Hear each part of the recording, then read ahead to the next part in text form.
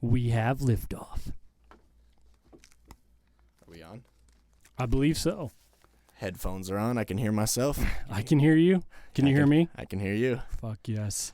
What's up, K.O.N? What's up, DOMS? How you been, man? Doing pretty good. How about you? Good, man. Getting this podcast popping, man. So, yeah, this is episode 1 of the DOMS and K.O.N podcast. Our first episode. Our first go.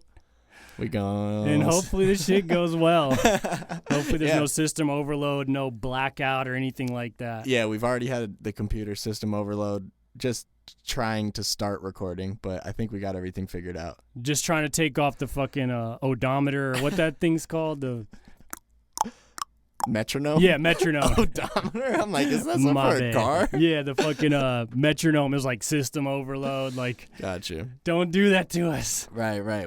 Luckily, we don't need the metronome for the podcast. We don't want to hear a fucking clicking or beat pattern for like an hour. So, yeah, guys, we're starting a podcast. This is first episode. We're going to be filming it, which I'm filming it right now. And some of the clips are going to be going on to my YouTube channel, which hopefully you guys are subscribed to and, staying tuned with what I got going on. And if you are staying tuned with what I got going on, K.O.N hasn't been in a lot of videos lately. Yeah, maybe for like, I don't know if it was like 2 years. Like, was it that long or?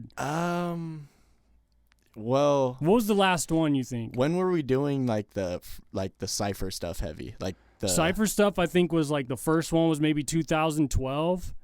I think the last one, Despicable Me, was like 2013, like right before Extreme thing. Gotcha. And then we'd finished the Man Show maybe in like September or August 2013. And then we dropped the Man Show video early 2014 at the latest, but I still think that was like 2013. God, Punch Drunk 4 years ago. Yeah, crazy, right? I mean, if we'd have just kept on July knocking those 20th, shits out. 2012, bro, that's like 2 days ago, right? Happy anniversary. Yeah, what the hell? Of Punch Drunk. That's wild. It's 2 days ago. Well, because I remember when we did the Reno show, we were thinking about recording. 2 days and 4 years. We were thinking about recording one of them out there. Yeah, when we went to Reno, we were going to record Punch Drunk in the hotel. Because there was like that Coliseum seating like out there in that one thing, and it had hella bird crap everywhere. Belly of the Beast done too. We were trying to do both of them in Reno and ended up doing neither of them. Yeah, I know, right? We're just like, we were more concerned on the show. Which the show did go really well. Yeah. Reno showed hella love. Shout out to Reno. Yeah. When was that? 2012. Early May of 2012? Summertime. I think it might have been June. I think it was May because it was like Friday the 13th. Was it? Mm-hmm. I think it was May. I remember it was hot as fuck out there too, though. Yeah, and that was like the first time I ever, like, we had just got the camera around then because I filmed Heart of Gold, and then we were going to do Punch Drunk, and we tried to do Punch Drunk at my mom's house. Yeah, and it was like OD's camera or whatever. Oh, damn, we were, And I just finished that rap like that day, and like, I think I could get maybe to like the 20th bar or something like that. I don't know what that was. So I just made a loud noise. Oh, shit, did it stop? Or is it still going? No, it's still going. Okay, cool. I think I could get maybe like 20 bars in. There was one time where I got like 2 bars away from finishing. Yeah. But it was like you'd have to pull out the certain thing at one time. Like everything was synchronized. And we're just like, we'll just try to get it tomorrow or like the next time. Because it wasn't like we could just borrow his camera tomorrow. Like I think I had to drop it off to him that night. Yeah, that was... I remember, because we couldn't do it at my mom's house, and then we were like, I don't know, we were trying to figure out where we were going to do it, and then we were like, we did a show in Reno, which probably a lot of people don't know. But I think we did Punch Drunk before then, because I think we had performed Punch Drunk at the thing. I wonder if you're too loud, because you like popped a couple times. Think it's popping? Yeah. Punch Drunk. Maybe I shouldn't say Punch Drunk, yeah. I think that's what's doing it. I think you maybe just had to be back a little bit further. Or because I have you a little bit louder, maybe I should turn you down. My bad. I don't want everybody to be like, oh, fuck yeah. We'll figure it out. If you pop 1 or 2 more times, I'll turn it down.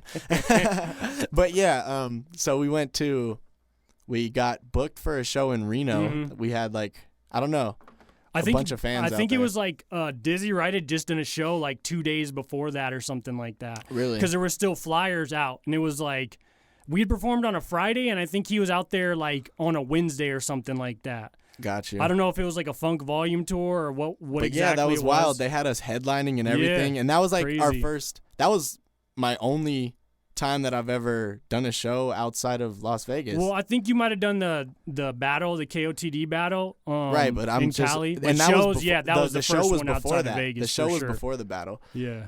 But yeah, just as far as music goes, like that was the first time we ever took a road trip. Yeah. Out of that footage needs to come town. out. That's a extremely yeah. So like I was saying, that was the first time footage. I had ever brought the camera along and tried to like vlog the whole trip, and I did, and I ended up filming a bunch of stuff, but I just didn't really know how to work the camera. A lot of the footage is like different frames or like different size. Like I filmed some of it at 1080 and I filmed some of it like square footage. Like I don't know what, I just didn't know how to work it really. Like the and podcast, my bad.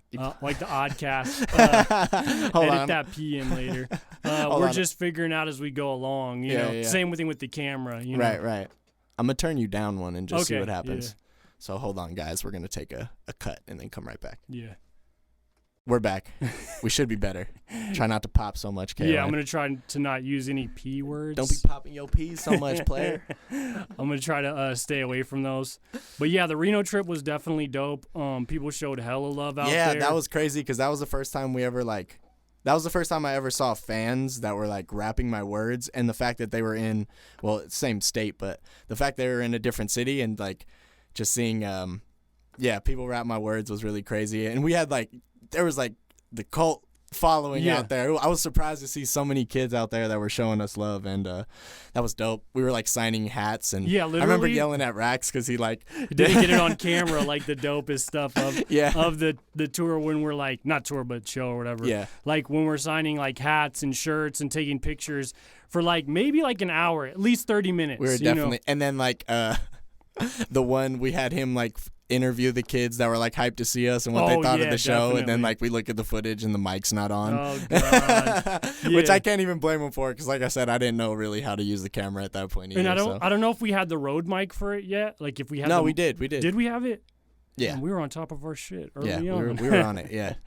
But yeah, it was definitely dope. And the one thing too, like definitely download some podcasts if anybody ever heads out to Reno, because it's an extremely boring drive to go from Vegas to Reno. It was blast. just me, K.O.N, and our other homie who was filming and just support, it was like super dope. Like we had this small rent-a-car, a Versa. Yeah, we rented Anytime a car. like a truck would go by, I'd feel like we were about to like fly off the road or something. Like because the car would literally shake and like would be going like maybe 80 at the most, you know, like a cop's coming our way, just turns on his light like, and we're like, all right, let's slow down, you know, but it really felt like we were driving like a Hot Wheel or like a micro machine or a go-kart or something. It didn't feel like a real car, you know, but it was definitely a dope trip for sure. But yeah, we, like I said, I took the camera and I still have all the footage too. So maybe if you guys want to see it, I'll do definitely Throwback tweet it, Thursday. Leave Life comments in the Facebook to get that footage released. Yeah, because it's definitely some dope footage. Even though it's like 2012, it's still like classic footage. Yeah, it would be fun to see. Yeah, and for and sure. I can edit a lot better now, so I would know how to put it together and you whatnot. can add a lot of extra effects in it, and just It's definitely old and dated, but I think it would still be fun to see. Like just the car ride, we have so much like funny conversation, and that like a lot of those conversations that we were having in that car ride is actually kind of what like made me want to do a podcast with you. Yeah, well, not definitely. that in that like specific time, but just knowing we had that chemistry and we have funny ass stories and shit like that. That we could literally like, especially if you see that footage, like literally like be entertaining for man, hours. I'm gonna have to put it out now just because we're talking about it so much. Like I'm gonna have to put it out. I talked about it so much. This has been like my secret wish to get it to come out. So I'm definitely I still gonna, have it, dude. I just bring have it to up figure a out how to couple edit more it, times, you know. But like I said, I can edit a lot better now. I've been editing my ass off recently. Yeah, definitely. Been going hard, guys, on the YouTube, trying to stay consistent every week, and then hopefully with this podcast we can start adding even more content to the YouTube, and get it to the point where it's something coming out every day. Like eventually, maybe not now, but something's coming out every day. Because right now I've been doing once a week. I want to start doing, occasionally I'll do twice a week if I have extra shit, or like I did like the O.S.Y.B acapella video, which was like Memorial Day, which was a Monday. And then I did my normal Thursday video. And then I just did like a Snapchat compilation on Monday and then my normal Thursday. So occasionally I'll do 2, but my plan is to do like 1 every weekday and then just kind of leave the weekends for like being creative and making. Yeah, I'm gonna need some time to edit. Actually, work on music and do some other stuff on certain days. These people doing like daily videos on YouTube is a huge inspiration. Just seeing like the following they build. Yeah, definitely. And yeah, I don't know, it's dope. And even just like, the crazy thing is, like, we kind of already knew that YouTube was going to be, like, a big thing back in 2008, 2009. We just didn't have a camera or the know-how to edit things or, like, a lot of videos, like the To The Top video, like, we're convincing someone to do this video, then convincing him to re-edit it because we don't necessarily think the first cut, is good enough. To The Top is so long ago. And you think, like, the crazy thing is, like, I guess, like, encouragement for people to kind of do it on your own and get your own camera, because like if someone else films for you, unless you pay them up front like a decent amount, like they're always going to want to put their kind of vision into it, you know. And it's so hard to, like, you kind of know what you want but you don't always know how to explain it, or sometimes you need to shoot a whole nother section, or you need to shoot a whole nother part, and someone who's already spent a week on shooting this video is not really up for it like that, because it's not their music, it's not their vision. They're like, hey, I'm just the video guy, But get one of your friends that likes your music, that's super down, make them film for you. Say, this is what I want, film like this, you know what I mean? Definitely. Like someone that you could kind of give the vision for them. Of course, like, if you want somebody else's creative vision for it, then go to somebody, you know what I mean? Yeah, like, definitely. Go to a director or whatever that's going to take your shit to the next level. But if you think you have a vision for it, just do the shit yourself, especially like man. if you you guys complete are control, like, or like kind we've of done like a lot of videos ourselves that we just like. If you guys are like a rapper that's starting off, or like you've only been rapping for a couple years, like get a homie that kind of wants to do music videos, and you guys could grow together. You know what I mean? Like as you become a doper rapper, he'll become a dope videographer. And then like people are wanting you on tracks, people are wanting him to do the music videos, and you guys kind of help each other grow. Right. These people straight up have like their guy that does their videos. Yeah, like, definitely. You know what I mean? Like. Yeah, dude. And that's kind of like also like maybe an unknown fact. Like Jim Jones was doing like a majority of like Dipset's videos. Like that's wild. They did like the Oh Boy video. They did like the Crunk music video. He did all of Santana's videos. Damn. And he just kept getting better. Like maybe they didn't think he'd have like a huge smash single later on, but him just having all those extra tools in like his pocket or whatever. He even got signed to, I think it was like Warner Brothers or Universal, as like an A&R for a label.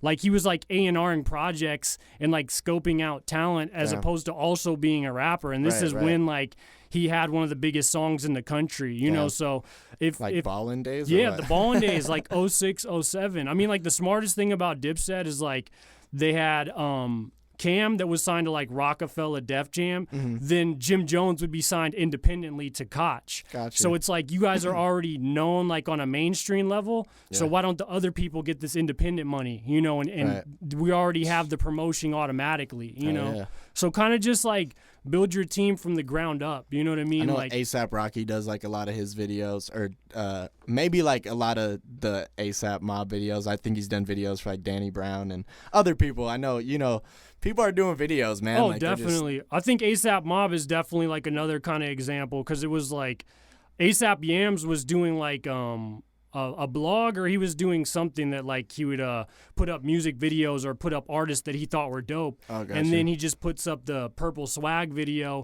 and because people already invested in what he was putting up, and they kind of viewed him as a tastemaker, they're just like, oh, this is dope. They don't even know like A$AP Rocky's his homeboy, or like he's in like the same group as like A$AP. So it just kind of happened organically, but just start building your own team, you know what I mean? Yeah, like, that's the point of the whole rant. Just build your own team, man. You have somebody that wants to do this shit for you, you know what I mean? And you guys will grow together as you keep doing it. Yeah, definitely. I mean, like, even if you start out and you don't know what the hell you're doing, like we did, and I mean, like, even like the earliest stuff, like say like the DOMS mixtape or stuff that's earlier than that never came out. Like, I hope people don't know that exists by now. Like I still think it's dope. I hope it's been that like long enough to where people don't know that exists. It's a dope mixtape, regardless. But we were recording it in my house. Like I just built a studio. Yeah. And DOMS is learning things, or like I'm going back there and recording. And DOMS is doing like the engineering part, So I was trying to figure it out like early too. Like, so like when DOMS gets his own studio, like how do I? Yeah. He already has like a huge idea, or already has like a huge footing in like what to do or what not to do, And was even doing your own music videos that early too. Right. I was always like the person that was just like, yo, let me film whatever I'm doing. Let me put a digital camera up on this prop it up on this phone book or whatever and film myself rapping. I was always that person. So. I think that's also the thing too, like if you're starting like kind of like a collective, like maybe it's you and other rappers, maybe it's you and your homeboy, you and someone you met in high school, like get someone that like adds something different to it, right. Or someone that kind of like bring something out of yourself that like maybe you don't have to offer. Just like they'll see it in a different perspective, you don't want to be around someone that you get along with every single time, like you guys have to have different opinions and maybe even argue sometimes, but it's for the greater good, you know what I mean? Like it's to bring the best out of both of you, you know? For the greater good. That always reminds me of that Shaun of the Dead movie. It's for the greater good. That's probably Australian more than English or whatever, but whatever. Random thought. Anyway. I know. Shaun of the Dead. So yeah, guys, we're totally just winging it for this first episode. I was going to post on Instagram and have you guys ask us questions and whatever, but I think we're just going to Beyonce this episode and just drop it on you and have you guys ask questions for the next one and then leave topics and stuff you want us to talk about. Because like if something crazy happened in this podcast and we can't put it out and we ask someone's question, they're like, what the hell, man? Yeah. You had my question. Where is it at? And it just never comes out. Right. How did we get on the whole topic of... Okay, I think we were talking about the last time you've been on my YouTube. Yeah. Long time ago. I mean, that's the main thing I'll say too is like, because people have like their natural assumptions. The Man Show, probably. Yeah. People have their natural assumptions. 2 years ago.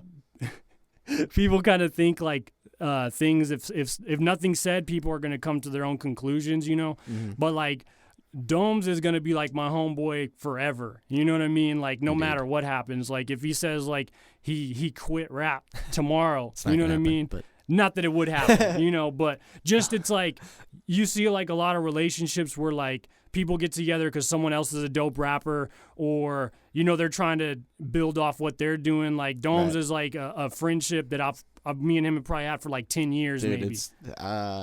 Since 2007, I was going to say, I think literally 10 years. I think I met you when I was 13 years old.